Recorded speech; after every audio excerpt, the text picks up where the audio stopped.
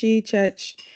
I am the chair of career attainment, and we're going to be doing the personal statement workshop.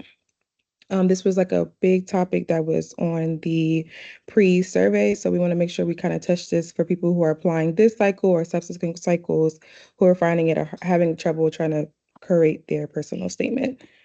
So the goals of this workshop, we're going to understand the purpose for a residency personal statement. We're going to identify experiences, values, and motivations worth highlighting, and learn a practical approach to drafting and revising a personal statement. We're also going to look at some common pitfalls and responsible AI use. And hopefully you all will leave with a clear plan for your next personal statement draft. So to start, what is a personal statement?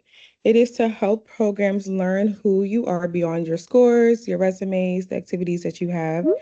Um, Sorry, getting some people who are coming in. It provides context, motivation, reflection, and personality. You don't want to make it a second resume. Residency programs will already see your CV and resume, so there's no need to regurgitate that on a personal statement. It gives a reader a memorable sense of who you are behind your application. And you always want to ask yourself when you're writing a personal statement, what do I want the program director to remember about me? So before you write, you want to find your story. Ask yourself these questions like what is the specialty that you're choosing? What experiences shaped or confirmed your decision to go into the specialty? What did those experiences teach you about yourself? And what qualities will you bring to the residency program? And what themes connect your experiences? So now we have the story component of the personal statement. You want to choose an experience that demonstrates meaningful to you. Sorry, somebody's not on mute. Okay. You want to prioritize reflection over simply describing what happened.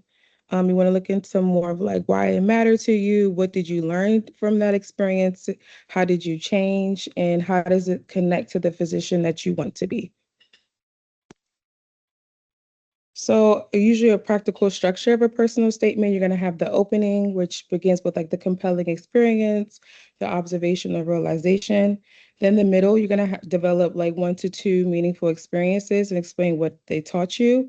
And then connect it to your specialty so that they can see why you're choosing that field. And then close it by describing the type of resident physician or attending physician that you want to become. And there's no single structures required.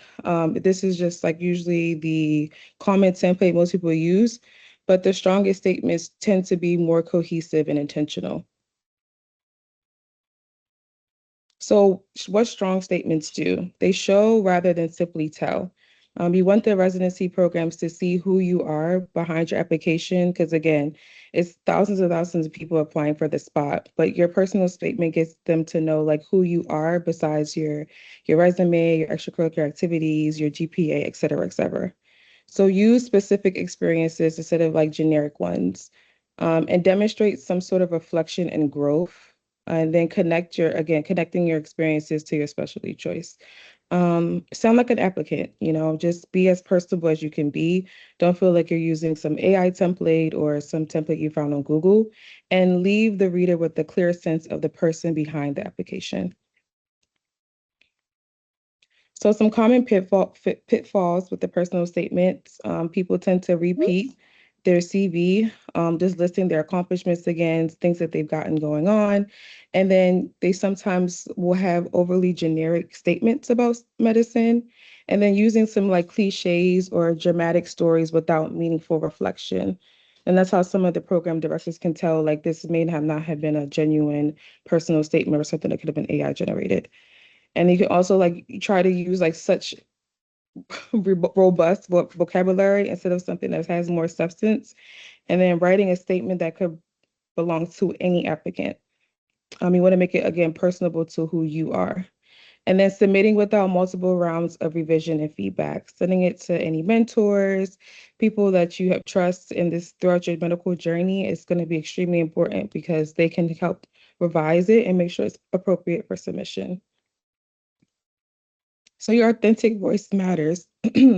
So before we had this workshop set out, the Office of Career Attainment wanted to emphasize some certain important things when people are writing their personal statements. They made sure to emphasize authenticity, particularly with the increased use of AI tools. Program directors want to learn about the applicant through the personal statement, not through an AI generated content. So your statement should reflect your experiences, your perspective, your personality, and reflection. And always remember, like, being polished is good, but losing your authentic voice is not. So you want to use AI responsibly. So I know there's a lot of, AI generated tools that people can use, but just use it to support your brainstorming and organization.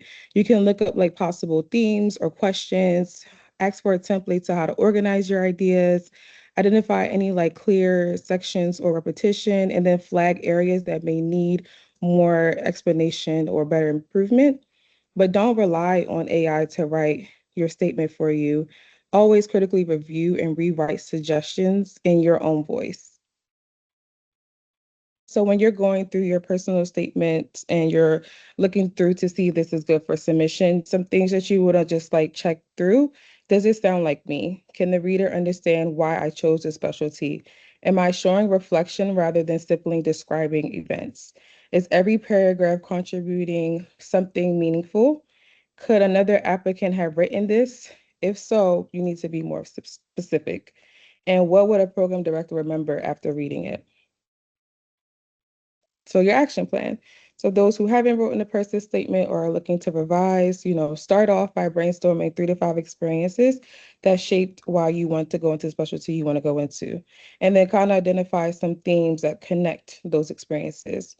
Draft without worrying about is this the perfect wording, grammar, sentence structure, just write freely. And then once you finish writing freely, you're going to revise for clarity, reflection, and then to get that authentic voice and get feedback again from trusted reviewers and just keep revising and revising again until the final version sounds like you and you're completely confident and ready to submit. So we had one of our students go to an open house and she wanted to highlight some of the red flags that she heard the program directors talk about. So she said that they were talking about avoiding difficult parts for your record. So, program directors, again, they go through a lot of applications and they may notice like the gaps and setbacks or concerns, but you want to address them thoughtfully and maturely, and have some self-awareness.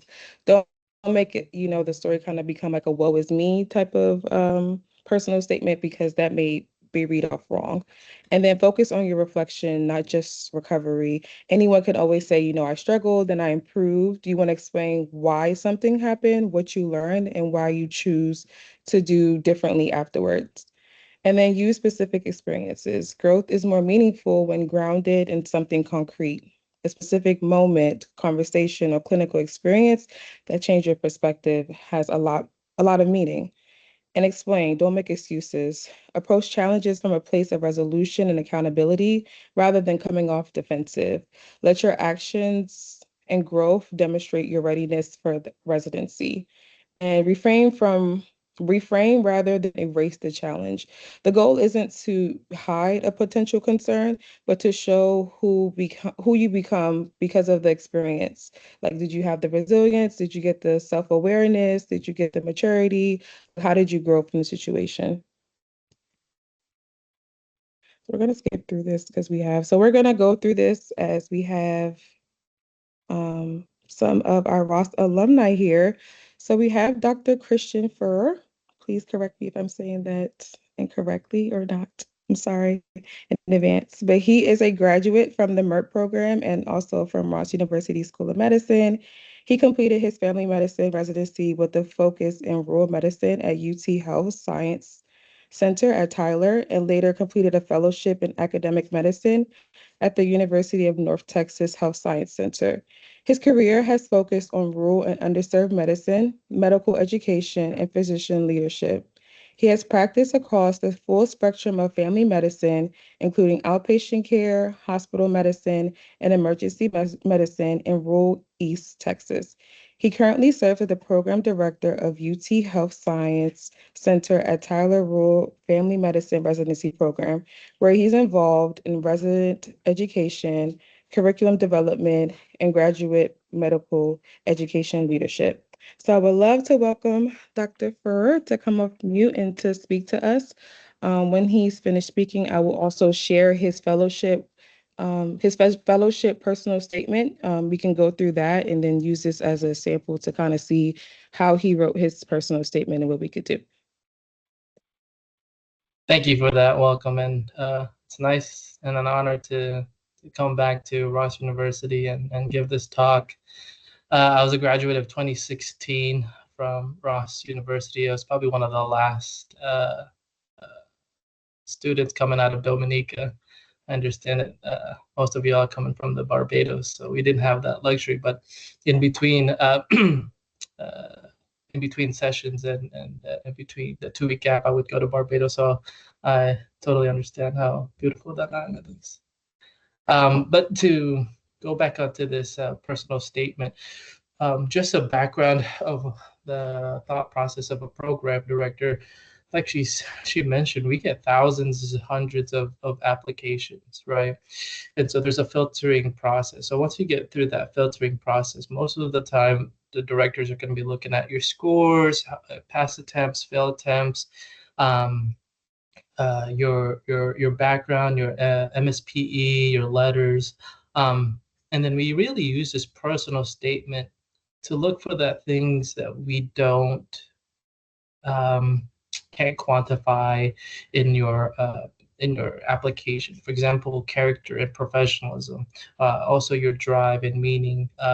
Why do you want to be a physician? Why do you want to be in that field? And does it really match our program and our culture? That's what we're really trying to figure out in the personal statement. And also, if there are any red flags in your application. So here's the thing: if you get past the filtering system with a red flag, that means there's a lot of interest in you. So the personal statement is really where you shine for that if you do have a red flag. And like she said, it's you have to do it thoughtfully if you're going to add that into your personal statement, because it could be a turnoff for program directors right away, especially like she said, is the woe's me. But if you really show how you overcome that and the reason why it occurred. For example, I've read personal statements, their step scores were through the roof. They were really, really good, maybe probably 90th percentile. And I was like, oh, why is she applying to this program? And I mean, in her personal statement, she really had a bad outcome. She was diagnosed with a disease and illness, and she was in the hospital trying to study for her steps. And, she just told me she wasn't ready, and the hospitalization took a lot out of her. But after that, we took the step and scored really well. And so that can explain why there's a failure, but really good step scores. Like those type of things that kind of explain the situation and show character. Like, okay, now what we see is a great drive, resiliency, overcoming a hardship, and those things are what program directors really want to see in their applicants. So I would say, there's layers to selecting a resident, and the personal statements kind of that venue where you can kind of show your personality outside of your standard step score. So we'll be definitely looking at scores, pass attempts, your MSPE, your professionalism, your letter of recs are pretty important.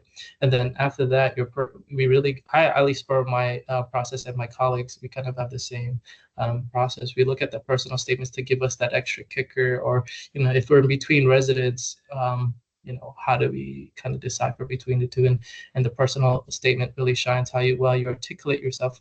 That kind of also shows us your communication skills, those type of things.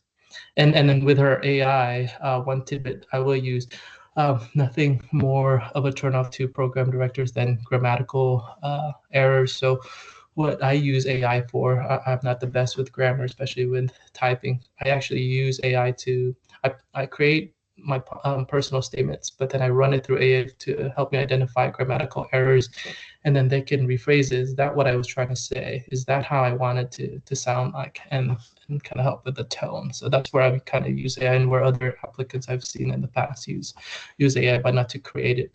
And most program directors will know we've seen enough of AI generated personal statements, especially when they reuse the same words often. There's key findings. We've been trained. There's a lot of sessions that program directors go through to kind of identify generic AI um, letters. Um, yeah, those are just one of the few comments that I wanted to make just based on the presentation. But I'm open to questions and comments if you guys had any for me.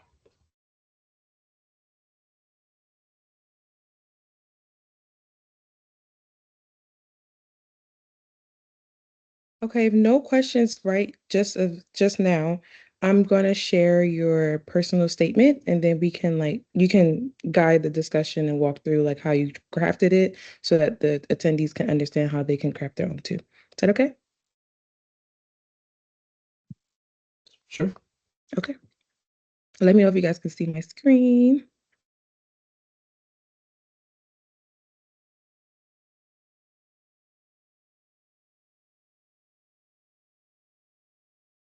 You guys can see my screen? Yes, we Yes. can. Okay.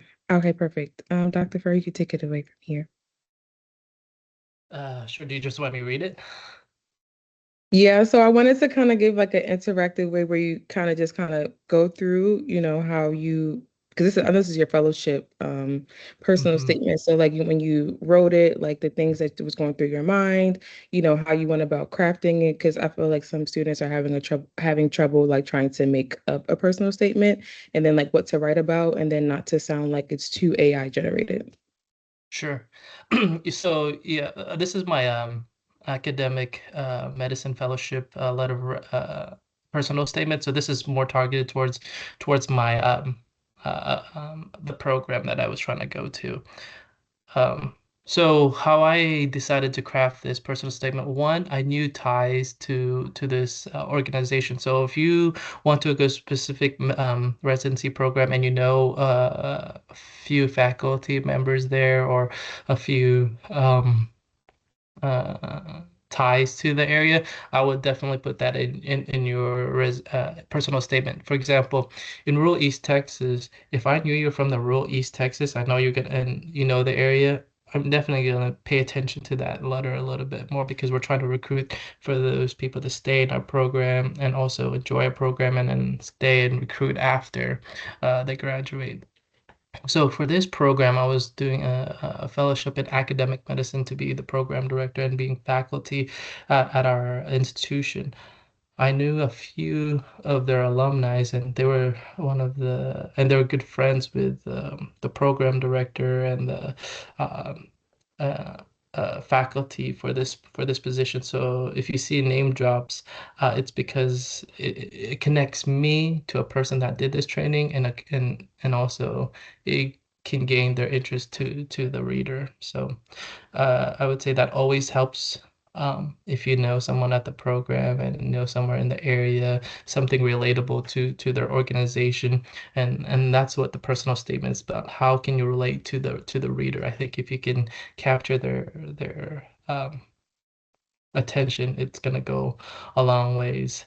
And also, you have to share a little bit about something about you and what you want in your personal statement. Why are you applying to their program? Why is it that you're targeting them specifically? I think those are the first part of your brainstorming idea, and then you can go from there. So let's say you want to write a generic one. I know the training, I've been there.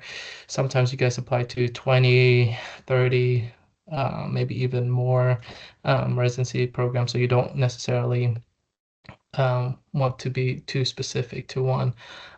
So I would have more than one draft, really, if you know a specific place, because the more you have buy-in and more ties to that organization, most often or not, they're going to read it and fall in love with it, and move on to the next part of the interview process, right? But if you don't have any ties to them, I would make sure you kind of don't send them the wrong personal statement either, where you're talking about something in that organization, but it has nothing to do with this different organization. So it's okay to have more than one personal statement, depending on what your purpose is. So when I was in Ross and applying to um, a few programs, I had ties to a few of them. So I had three personal statements that were just catered to these programs. And then I had a generic one that I sent out to, 15 others. Same body and same content almost, but I had like one or two paragraphs that tied into to their organization. So it wasn't completely different, but I made sure I labeled each three of them because I knew those were going to go into the specific program, and I got those interviews, so I think it goes a long way. So for this one, this is going to University of TCOM. It's a fellowship, and they're really focused on academic medicine. So I really focus on, my journey. I graduated from medical school. I graduated from residency. I I was working as a full-fledged attending. I was doing what I wanted to do, serve underserved communities, working with the poor, uninsured, underserved, and rural place. But that wasn't enough for me. I didn't feel fully satisfied. And what I really wanted to do is go back to teaching. And I think that part of that is from, my journey, my own personal journey. I went through MERP, I went through Ross, and doing in between that, I was part of the MERP faculty. So I was teaching medical students as well. I was a tutor for a few friends of mine. And so there was always that teaching aspect that I wanted to be a part of. And so that's what I was displaying in my paragraph, first paragraph. And then the second was that name, tying it in. Now I got them invested, I got myself invested, why I chose that program. Now they can understand fully, oh, okay, this is why he's applying to our program. He knows someone that did it. It was a mentor for him. He looks up to this guy, and now he wants to sharpen his skill. Boom, that answers that question of why does he want to come to my program, right? So every program director is going to want to know that. Why does he want to come to this program? So that's the second part of that. Dr. Leslie Tingle was more than program director for me. Yeah, exactly. And then the third paragraph is my passion for teaching, similar to what I was just kind of saying. So they understand why I want to be in academic medicine. They understand why it's important for me to gain these skills that they can offer me. And then at the last part, I kind of tie it all together. So and there's really, like you said, no structure. Some of the best personal statements I've had as program director, some of them were only three paragraphs, not even a full page. So, but I will say, if too lengthy of a personal statement's a turn off as well. If it's more than a page and a half, and you have to think about these program directors. They are getting 500 to 1,000 applicants. They probably can't read every personal statements for 1,000. So if they do the select few, they're gonna read only a select few. And if it's more than a page and a half, and it's not interesting, most likely they'll move away from it.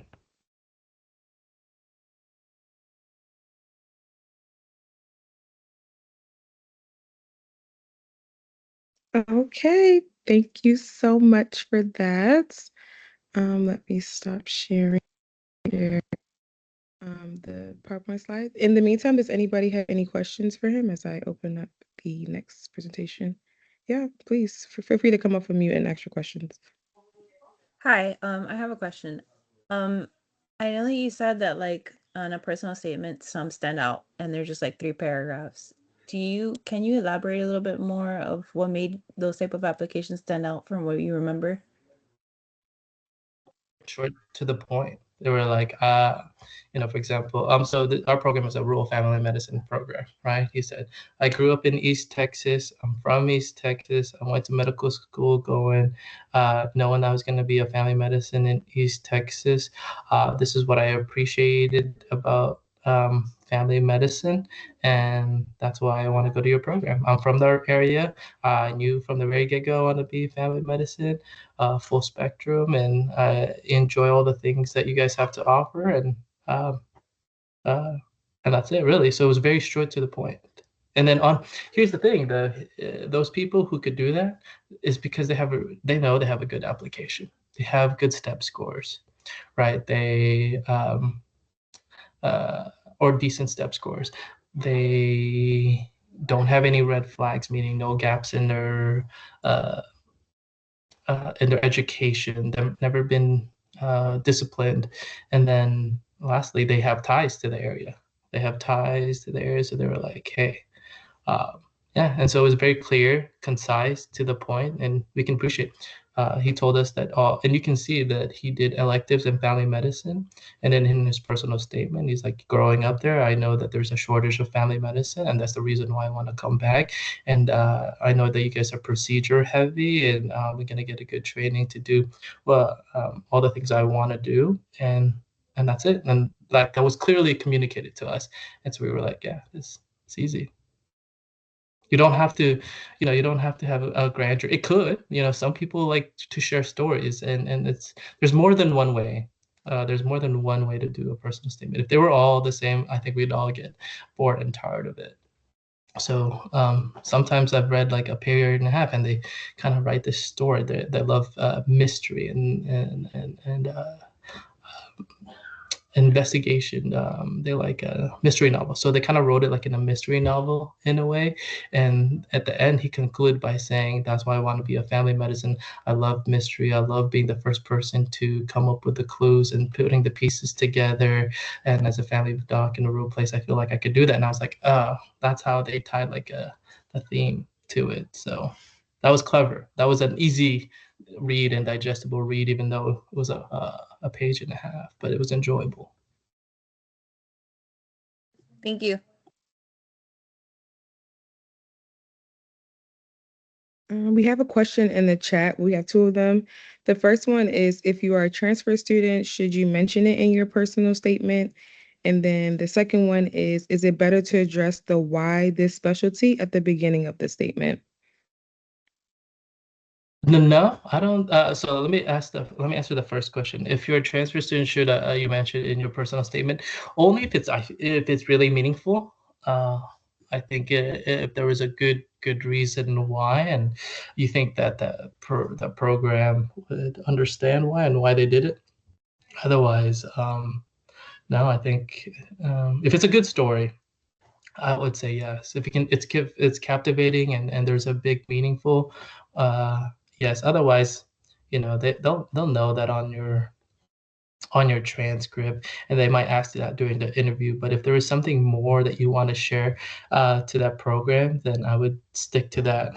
You know, so I could only speak for myself, but if I had applicants that had more than one school and they had a transfer, yeah, we did see it, but we didn't really. It wasn't really part of the personal story. More of it's like what's their journey? Like why did they want to do family medicine in a rural rather than an urban setting? Also, why our specialty and no other specialty? And a lot of the reasons why we get it, especially the rural family medicine program, is they want to be able to practice family medicine in different settings. So for example, myself, I didn't choose an urban family medicine community by design. I did it more of a rural setting because I knew I was going to be in a rural area. So I was going to be working in the ER, emergency, and um, in an outpatient clinic. Actually, my letter recs were ER, internal medicine, and family and pediatrics. So it was like kind of all that combined, and that's exactly kind of shows you the full spectrum of family medicine, and that's why they kind of looked into that too. So I would say if the transfer story is captivating and there's a great story behind it, perfect. But if not, I don't think it's necessary. Uh, Second part, is it better to address why this specialty at the beginning of the statement? No, no, I don't think. I've read several in the beginning, and then I've, like for example, the mystery novel applicant that I got, he said it at the end. He kind of tied it to the end. So there's different ways to to do it. So um, yeah. I think having a good hook is more important than stating a why in the beginning. Any tips to better explain the why this specialty for broader fields like family or internal medicine? Yeah, I think keep it true to yourself and to your personality, and that's what they really want to see. So, for example, for uh, family medicine, um, I explained why I was doing it and the full spectrum of it, how I could appreciate that specialty, and really why my experience during medical school kind of led me to that path.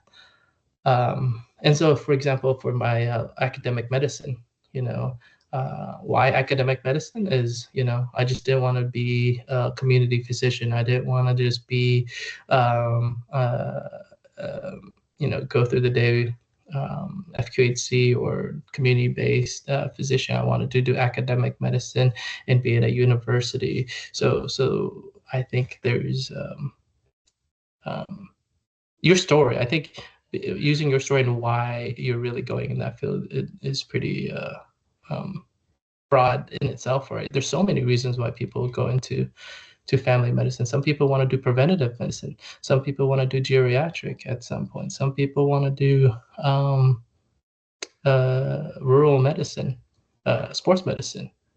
For journalism, likewise, right? It's so broad as a specialty in itself that I think you could use that. For example, my best friend, who also no, he went to AUC, not the Ross, but he was a faculty with me. Became a cardiologist, and part of his personal statement was that he's like. The reason why I'm going into internal medicine is to hopefully achieve my dream in becoming a cardiologist. Something that I've always uh, kind of chased for in my life. And he could be any doctor he wanted, but he really wanted to be a cardiologist. He had like really good board scores and um, letters of recommendations and electives in cardiology. So his applicant really shined for cardiology. So whatever that may be in internal medicine, and you could do that. People they don't mind that. They know that internal medicine is kind of like a branching point for different specialties. So I wouldn't say that's the only thing you talk about in your personal, but put that flavor in there. They're gonna know why. Like, oh, okay, this is why he wants to do internal medicine. What would be the example of a good hook? No, there. I mean, I think it's to the reader, and most of your program directors, they enjoy reading. So novels, look at your favorite novels, look at your favorite, books or even newspapers. What got your attention to captivate you? I think there's not one specific good example. There's many. Getting good history. Um, so for family men's is one clever way they've actually shown is like during my and that's what very common. During my rotation, I rotated with so and so. So for example, something along those way. His name is Dr. G. He's out in Pontiac, Michigan. That's where I did my family medicine core, and I wrote something to the effect of I rotated with every type of specialty, my core, psychiatry, internal medicine, um, OB, gen surge. But when I came home, it was after my family medicine my family medicine clerkship. I knew this was for me. I enjoyed what he was doing, and I didn't feel drained, and I felt energized, or something along those routes. Like to us, that's like okay, like that's this is why he wants to do family medicine. So I think there's more than one way to do that. Are gaps that are mentioned in the MSPE, like time off to study, red flags that needs to be addressed in the no. So that's very common. There's a lot of people who take a gap. I would say believe it or not, majority of people have at least a few weeks to like a month of gaps. It is a red flags compared to those who don't have any gaps. And a lot of the program directors like, oh, he did this. Let's say you got, the same scores, pass on, step one, and then a really good score on your step two. There's like two people with the exact same scores, but one took a gap, one didn't take a gap. Obviously, the one without the gap is probably the one that they look at a little bit more. But I think there's also a section when you apply. There's going to be a section that says, is there gaps in your education? Please explain why. So it's already in the application. If you're just saying study for step, everybody understands it. Most program directors are going to understand that.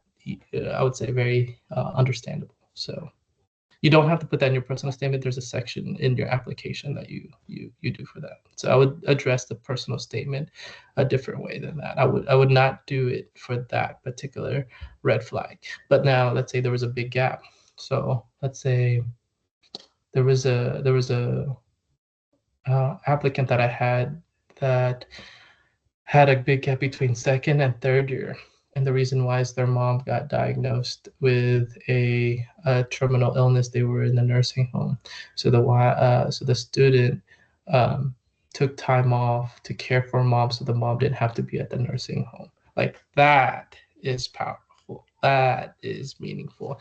And that explains the gap. And that to us shows character. Like she wants to be a physician. She was a physician for her mom to care for her. Like that all shows like the interest in medicine, that shows her humanity, that shows her caring, empathy side of it. So I would say that type of gap I would discuss. You know, not I studied for my um, my exam. I mean that's gonna be a very two-page, two sentence. I think it takes, if anything, I think it takes away from your personal statement, in my opinion.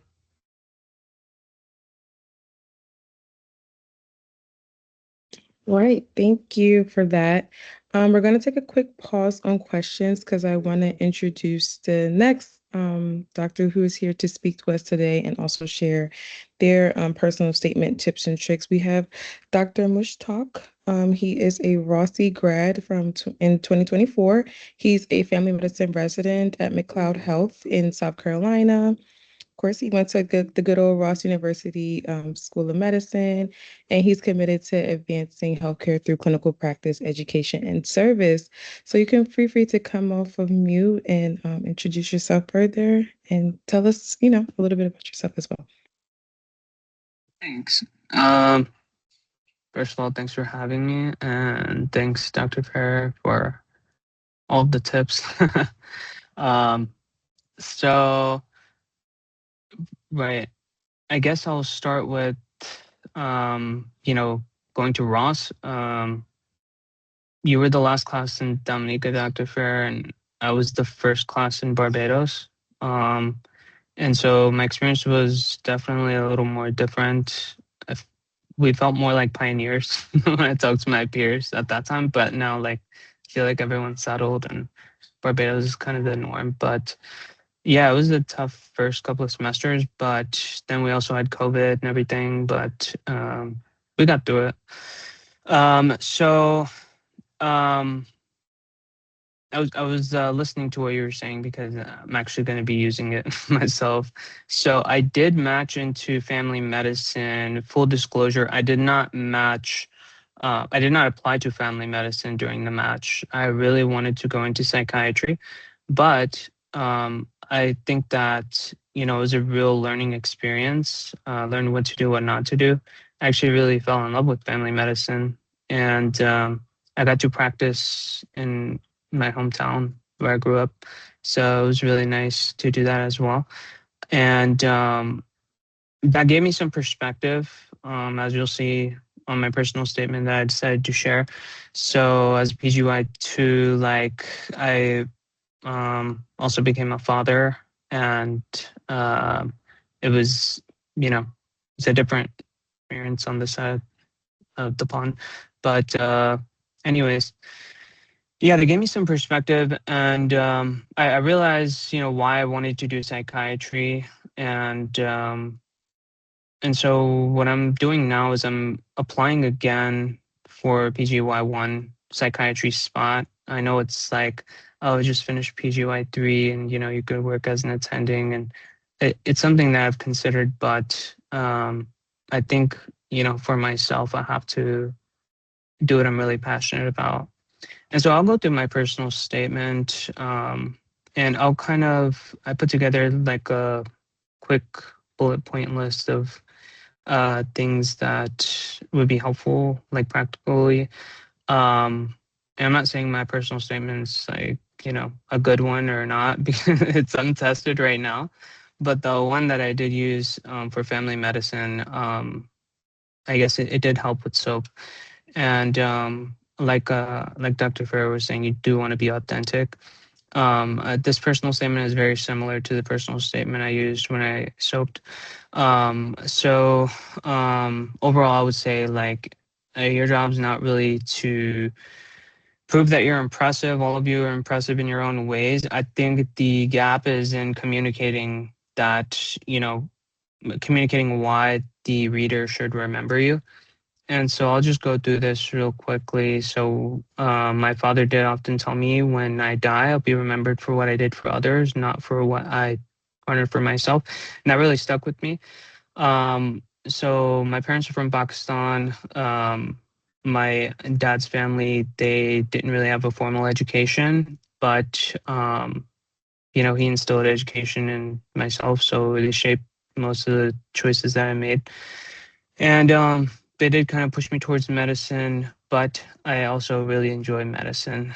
And then there was also like a component of it where, you you focus your efforts on people who are less fortunate. So when I first applied to residency, I was really sure that I wanted to do psychiatry. Um, I was born in Pakistan, and I was raised in South Carolina. And then I'd watched mental illness go, you know, quietly through the families. So basically, like, it was upon reflection that I had that realization. It was not like something that you're like cognizantly like aware of. So with that, I think that one of the points is you should definitely take some time to reflect on like what are those 3 or 4 or 5 patients that you've seen during your clinical rotations that you just can't stop thinking about. And those are the ones that you should, kind of use as your examples in your personal statement. So, like I'm really upfront in my personal statement this time around that it didn't go the way I wanted to, and I did go through family medicine through the soap, but it's something that I did value looking back because my second year of training, it showed me like, psychiatry is where I belong. It was not because like a family medicine is like different. It's because like the things that I like the skills that I find or I'm more in tune with are they're not prioritized as much by my preceptors than they would be if psychiatry was my profession. And that's just a reflection I had for myself. Everyone's going to be different, whatever field you're going to be applying into. And I think that's where the meat of your personal statement should come from is like, why? Why are you applying to the specialty? And if you don't have one, it's okay right now. Like if you're just applying generally, like you still have some sort of experiences that you can relate to.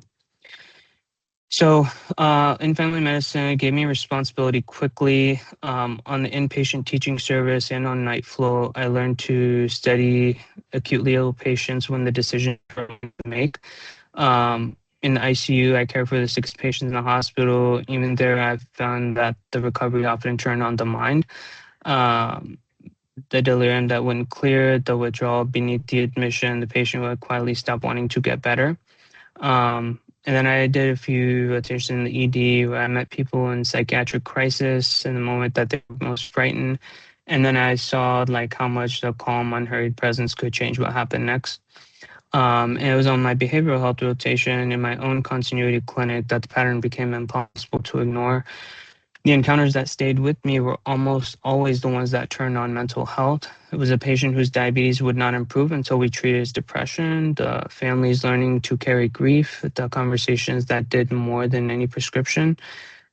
Caring for these patients as their physician, not as a student passing through, I felt the same pull towards psychiatry I had known before residency, and now is grounded in the daily reality of practice. And I was most useful and most fully myself in exactly the moments family medicine treated as secondary. Acting on that recognition meant a deliberate decision to step back and realign my training with psychiatry, the field that I was drawn to since before I earned my white coat. I do not regard my time in family medicine as a detour. It's a foundation that I carry forward with confidence. Fluency in medical complexity, comfort with acutely ill patients, steadiness in difficult conversations, and the instinct to treat the whole person rather than a single symptom. That breadth will make me a stronger psychiatrist and a stronger physician in any setting. So then this last part is like, okay, so I just included because it's, part of who I am, like outside of the hospital. I'm a photographer.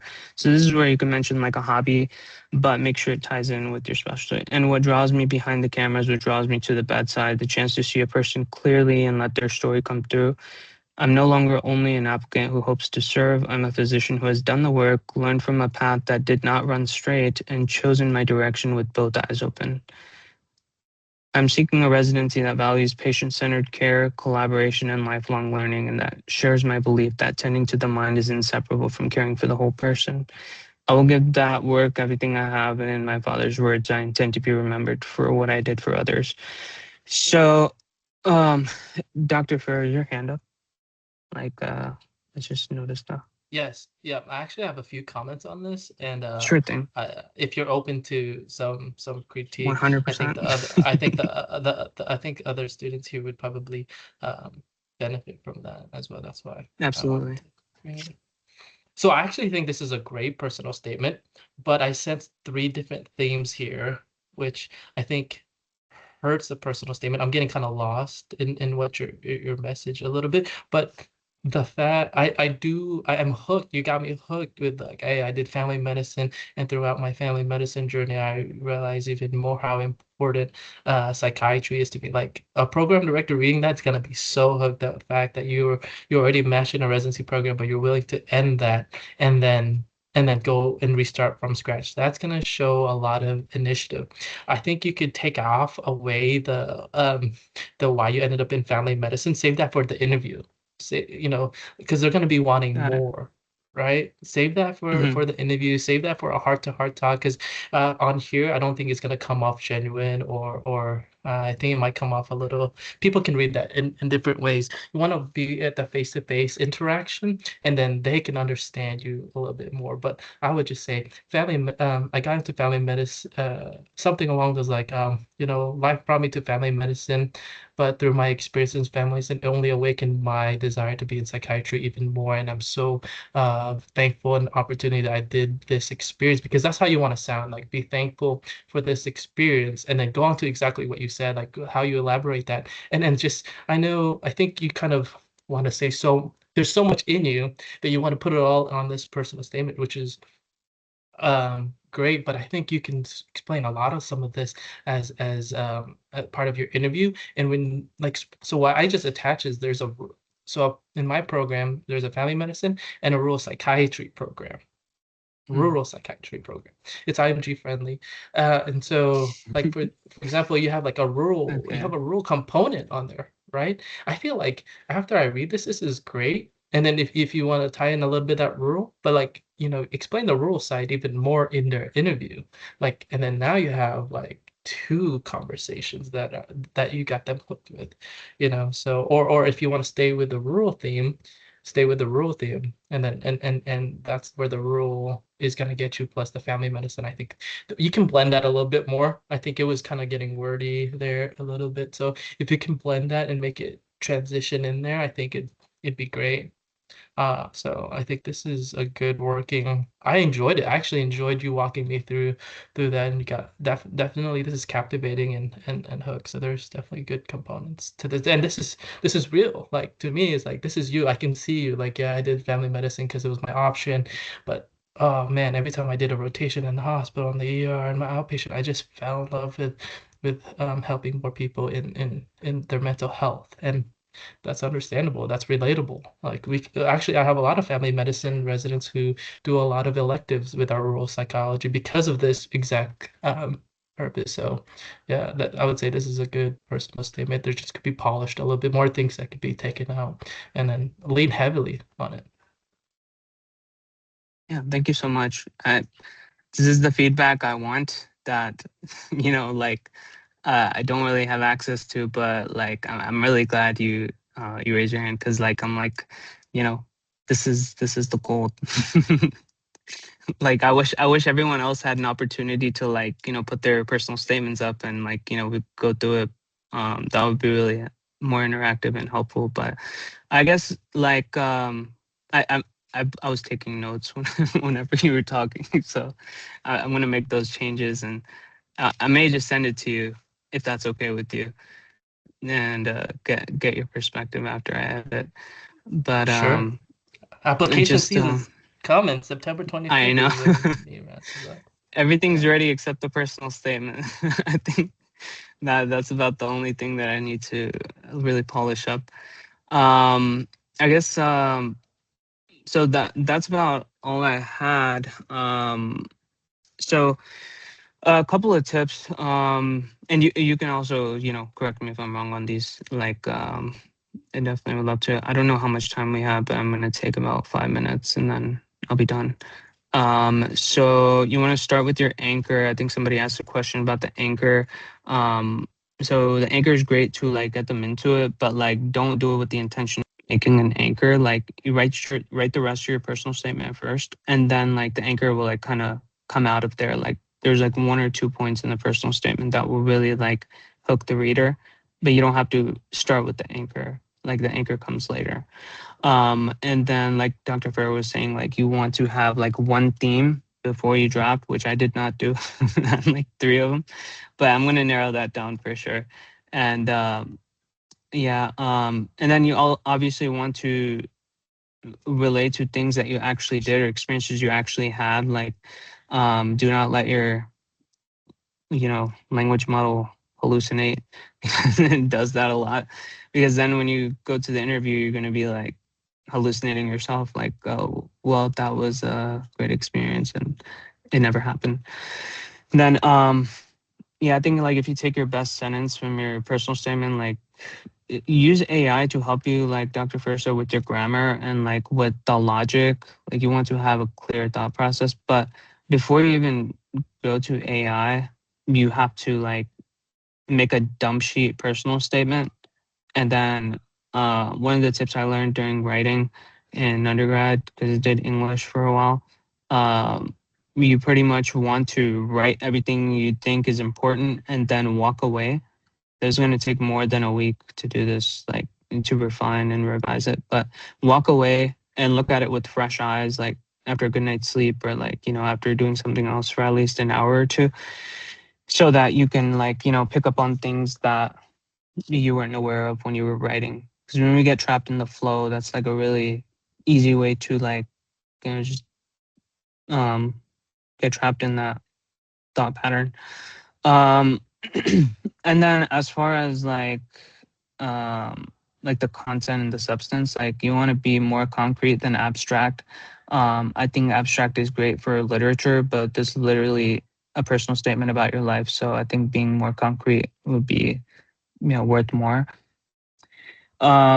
So a few of the things, like for people who don't feel like they have a story, when I originally wrote my story, like when I was applying the first time, uh, I was actually with a group of students who were rotating in psychiatry, and all of us wanted to do psych, and we all just had like a personal statement, like show and tell, and we just corrected each other's personal statements. You guys could like get together and do that yourselves too. And then if you have like a family member or a friend that you've known for a really long time, like they'll tell you things about yourself when you ask them that you don't know, like about yourself. And I think this is a great opportunity to ask them, like, hey, what are like a couple of things that, have kept us friends for this long? And, you have to play to your strengths. So I think that is a really great way to do it. Um, and then you don't have to have a dramatic um, like villain backstory. Like we all went to Ross, so that is our villain backstory. We're IMGs, but don't make it dramatic. And then yeah, for me, like I put like a non-clinical part of me in, which adds like that human element is photography. I did a lot of headshots when I was applying to match, like for my peers, and that's something I like did for free. Um, like we had like an ERAS headshot session through CSGA, and that's something I put on my personal statement because it's like community service, and you could tie that into you know your values. But so I think that's pretty much it. Use your AI as a reader, not as your writer. um, and there's a specific prompt I use. You can Google it, and it's called the anti-glaze prompt, and you just Google it and put it in the images, and then you can copy and paste that prompt. But it criticizes you like a really close family member or something, and um, the large language models, like I've been delving more into AI and clinical workflows, but pretty much they're all like trained to feed into your bias and keep you typing and keep you hooked because, you know, you're going to renew the subscription. They're going to keep getting paid, but there is that bias, and that anti-glaze prompt, it removes most of it. So it tells you things you don't want to hear about yourself, and I think that that's where most of the growth is going to happen. But that's all I have, and I hope that was helpful. Yes, thank you guys so very much. I want to thank Dr. Herrera and Dr. Mushtaq for sharing and helping us out this evening. We have about 2 minutes left, so if anybody has any like burning last minute questions for either the two of them, please feel free to ask. But we're gonna kind of cut it at 8:30 so everybody can have their time back. So I'll leave the floor open for any last minute questions. Nah, I put my email in the chat if anyone wants to reach out and has any questions. But yeah.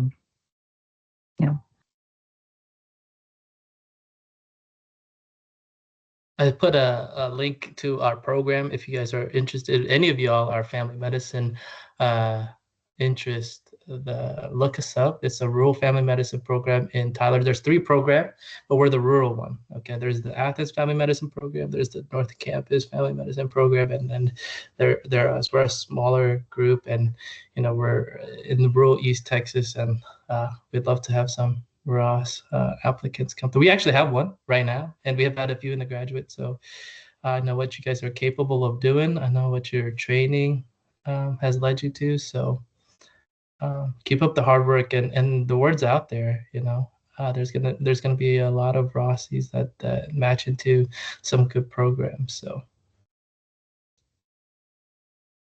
good luck, everybody. All right. So if there's no further questions, again, thank you guys so very much for your time. I think this is super helpful, and I hope everybody has a better sense of how they can craft their personal statements. Stay tuned. We have well, if you're not a fourth year, third years, we do have another series coming out. It's next Monday, for core success. So feel free to join us again next Monday and register on Connect. But if no further questions, thank you guys and have a great evening. I'll stay a little bit on if anybody has any further questions or anything like that.